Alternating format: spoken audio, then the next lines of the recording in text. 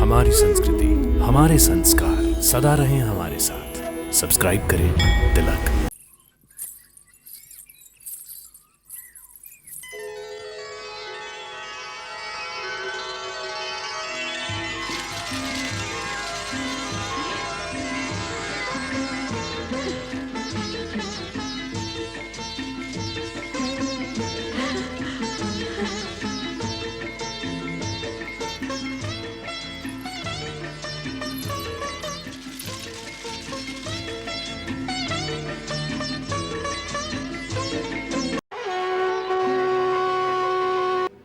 ब्रह्मा जी की तपस्या करके अमृत का वरदान प्राप्त करने को कहा है। इसलिए हिरण्यकश्यप तपस्या के लिए जाने से पहले युवराज आह्लाद को अपने राज्य का कार्यभार सौंपना चाहते हैं। चिरंजीवी रहो। बैठो।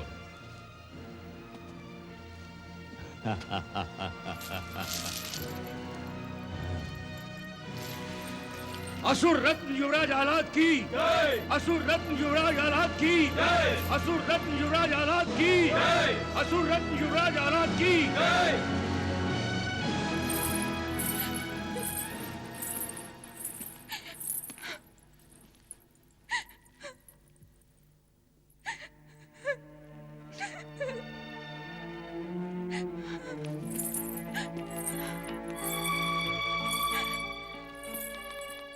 कयाद,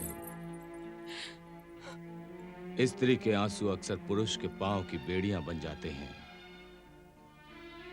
इससे पहले कि ये मेरे मार्ग की बाधा बन जाएं, इन आंसुओं को पोंछ लो। कयाधु, किसी को रोते हुए विदा करना शुभ होता है। चलो इन आंसुओं को पोंछो और हमें हंसकर विदा करो। पोंछ लो इन आंसुओं को।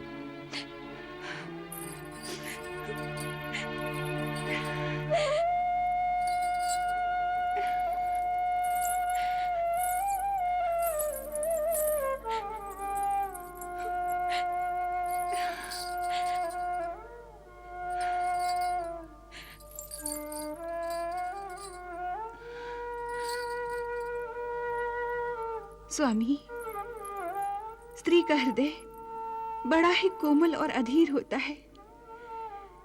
इसे अधिक कष्ट मत दीजिएगा। यदि हो सके तो अपने पुत्र के जन्म के पूर्व ही तपस्या से लौट आइएगा। मैं तुम्हारी व्याकुलता का कारण जानता हूं, परंतु मेरा तपस्या से शीघ्र लौटना ब्रह्मा जी के वरदान पर निर्भर है। देखता हूं वो मुझे वरदान देने में कितना समय लगाते हैं। नारायण नारायण नारायण। प्रणाम देवर्षि।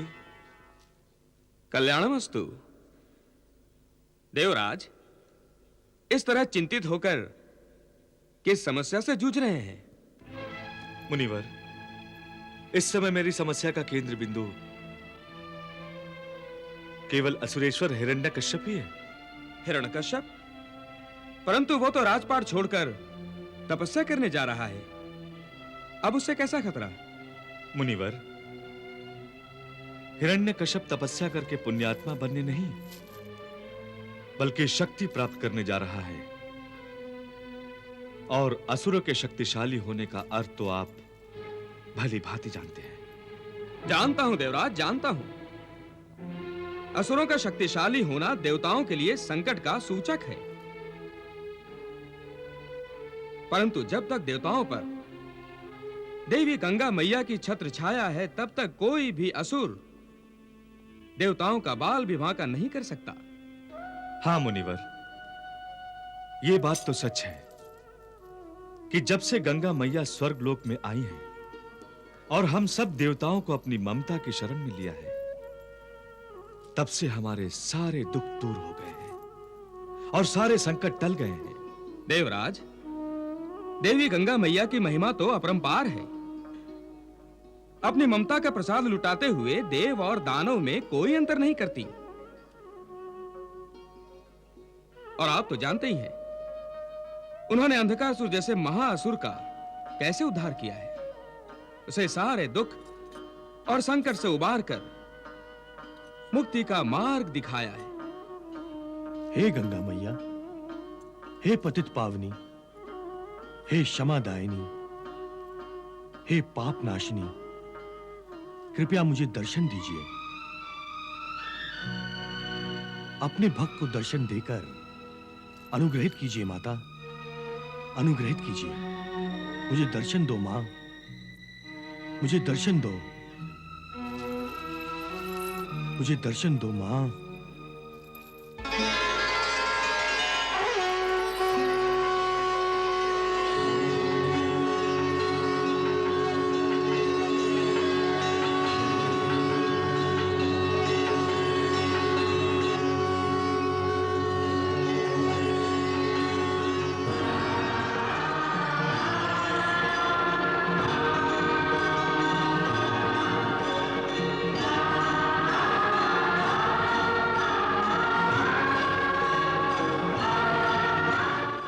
बोलो वत्स अंधकासुर, अपनी माता को किस लिए याद किया है?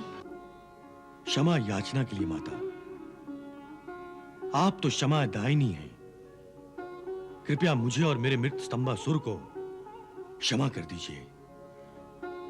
हाँ माता, मैंने अनजाने में प्रतिशोध की भावना में बहकर हिरण्यकश्यप की पत्नी का हरण किया, उसके गर्भ में पलने वाले आपके आशीर्वाद को नष्ट किया।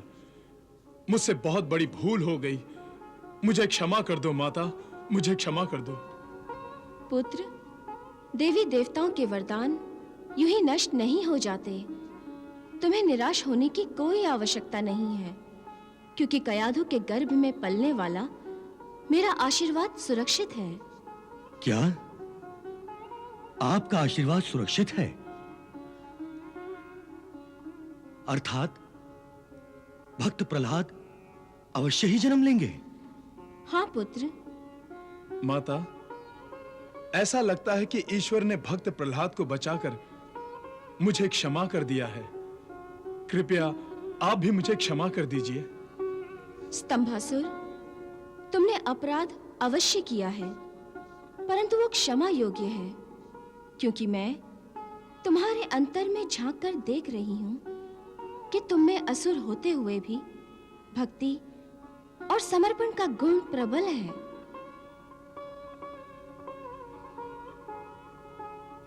जिनमें भक्ति और समर्पण के भाव होते हैं, नियति उन्हें अधिक समय तक पाप के अंधेरे में भटकने नहीं देती। मेरी कृपा उन्हें सद्मार्ग पर ले ही आती है। हे देवी गंगा, तो क्या आप मुझे क्षमा करके अपने श्री चरणों में स्थान देंगी? पुत्र, मेरी ममता की गोद तो सबके लिए समान रूप से खुली है। भला बुरा जो भी मेरी शरण में आता है, मैं उसके पापों को अपने जल से धो देती हूँ। स्तंभासुर, तुम भी मेरी शरण में आ गए हो। तुम्हारे पाप भी नष्ट हो गए हैं और तुम्हारी आत्मा स्वच्छ एवं निर्मल हो गई है। इसीलिए मैं तुम पर कृपा करके तुम्हें अपनी भक्ति प्रदान करती हूँ। धन्यवाद माता, धन्यवाद। आपने मेरे मित्र स्तंभासुर को क्षमा करके मुझे पाप मुक्त कर दिया है। मेरे मित्र को अपने चरण कमलों में स्थान देकर मुझ पर बड़ा उपकार किया है। कल्याणमस्तु।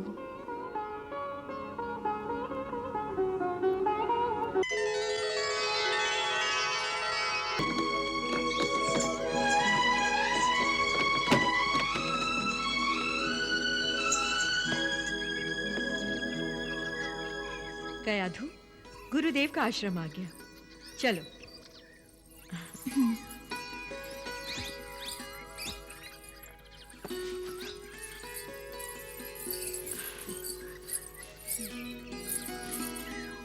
आओ, संभल के आओ।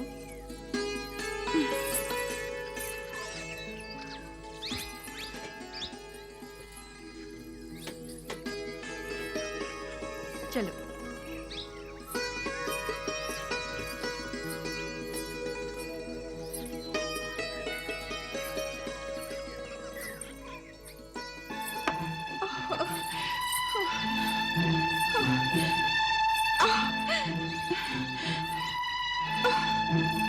नहीं दीदी, धूप बहुत तेज है।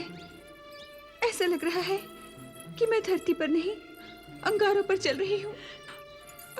बस थोड़ा सा और कष्ट सहन कर लो कयाधु। आश्रम आ ही गया है। आओ चलो चलो।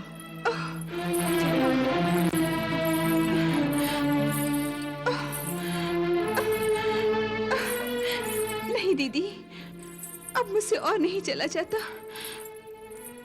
मुझे चक्कर सा आ रहा है दीदी। अच्छा, तुम ऐसा करो, यहाँ बैठकर थोड़ा विश्राम कर लो। बैठो बैठो। इस अवस्था में तो ऐसा होता ही है। चिंता की कोई बात नहीं है। हाँ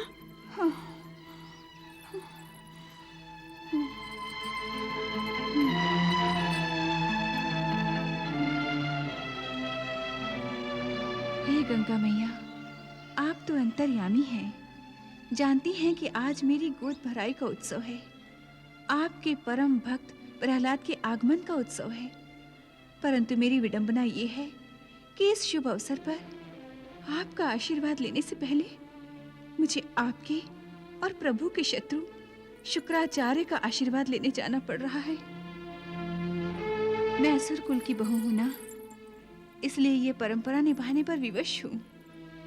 फिर भी मेरी आत्मा मुझे गुरु के पास जाने से रोक रही है। इसलिए मैं सुस्ताने का बहाना करके यहाँ बैठ गई हूँ। क्या आप मुझे दर्शन नहीं देंगी मैया? पुत्री, अपने मन की आंखों से मेरे दर्शन करो। प्रणाम मातेश्वरी। सदा सुखी रहो पुत्री। तुम्हारी श्रद्धा ने मुझे प्रसन्न कर दिया। पुत्री, तुम मेरा आशीर्वाद जानती हो ना? मेरा आशीर्वाद सुख की छाया और समृद्धि का उजाला बनकर सदा तुम्हारे साथ रहेगा। धन्यवाद माता। पुत्री, गुरु शुक्राचार्य के प्रति तुम अपने मन के विकारों को निकाल दो और उनका भी आशीर्वाद भक्त प्रहलाद के लिए शीतल मन के साथ लो। भगवान विष्णु के शत्रु का आशीर्वाद भगवान विष्णु के भक्त के लिए? हाँ पुत्री, क्योंकि गुरु शुक्राचार्य कोई साधारण ऋषि नहीं है। महान तपस्वी हैं, महाज्ञानी हैं, परंतु असुर संगति के कारण वो भटक और बहक गए हैं। मैं गुरु शुक्राचार्य को भी अपना पुत्र ही मानती हूँ और उस दिन की प्रतीक्षा कर रही हूँ जब धर्म के रास्ते पर वो लौट आएंगे। पुत्री, तुम संकोच किए बिना उनका आशीर्वाद लेने जाओ। जो आज्ञा माता।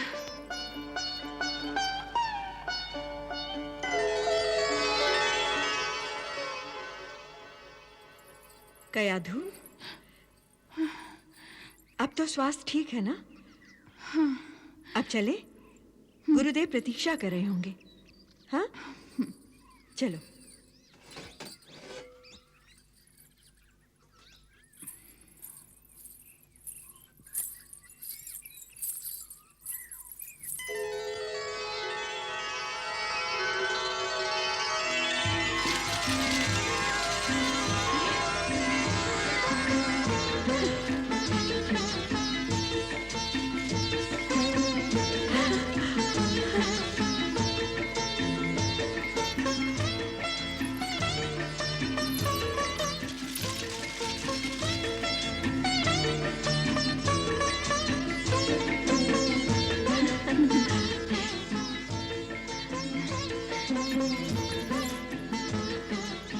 दीदी, ये तो चमत्कार हो गया।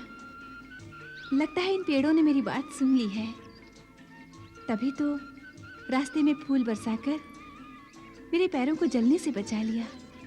ये चमत्कार नहीं है कयाधु, ये लीला है, लीला। लीला? परंतु किसकी? अरे पगली, अभी भी नहीं समझी? नहीं दीदी। ये तो असुरेश्वर हिरण्यकश्यप की लीला है। तपस्या के बीच तुम्हारा ध्यान आ गया होगा।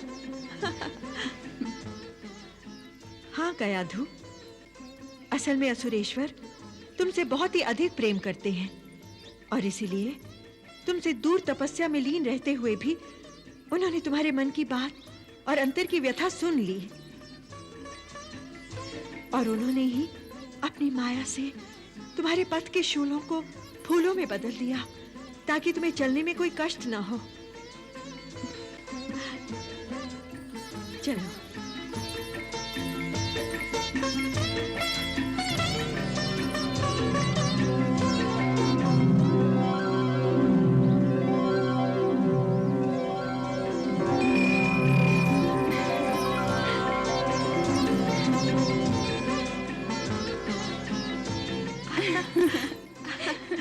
अरे वाह, देखा कयाधु, देखा असुरेश्वर की एक और लीला।